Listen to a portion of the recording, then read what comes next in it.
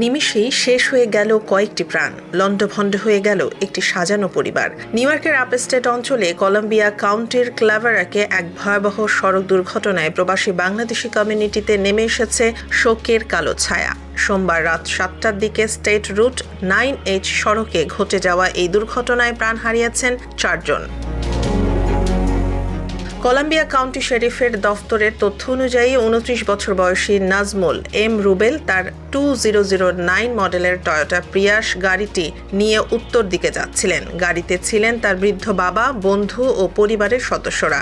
Van ওয়াইক লেনের কাছে পৌঁছালে অজানা এক কারণে গাড়িটি কেন্দ্ররেখা অতিক্রম করে এবং বিপরীত দিক থেকে আসা একটি 2005 মডেলের টয়োটা ক্রাউনের সঙ্গে মুখোমুখি সংঘর্ষ হয়।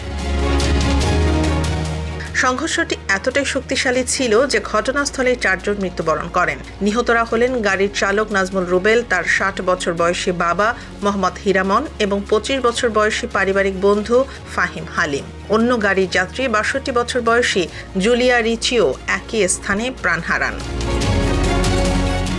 এই ঘটনায় গুরুতর আহত হন 33 বছর বয়সী রত্না আক্তার। তবে সবচেয়ে হৃদয় বিদারক বিষয় হলো মাত্র 1 বছর বয়সী শিশু ইকরা আয়াতের অবস্থা। ছোট্ট ইকরা বর্তমানে হাসপাতালের আইসিইউতে জীবন মৃত্যুর সন্ধিক্ষণে রয়েছে। পুরো কমিউনিটি এখন এই নিষ্পাপ শিশুটির জীবন ভিক্ষা চেয়ে দোয়া করছে।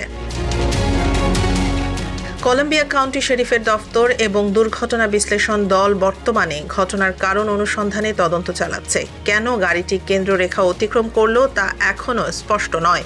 এদিকে আজ 8 এপ্রিল বুধবার জোহরের নামাজের পর ব্রঙ্কসের বাইতুল আমান ইসলামিক সেন্টারে নিহতদের জানাজা অনুষ্ঠিত হওয়ার কথা রয়েছে। নিরাপদ গন্তব্যের আশায় ঘর থেকে বের হওয়া মানুষগুলো আজ চিরনিদ্রায়।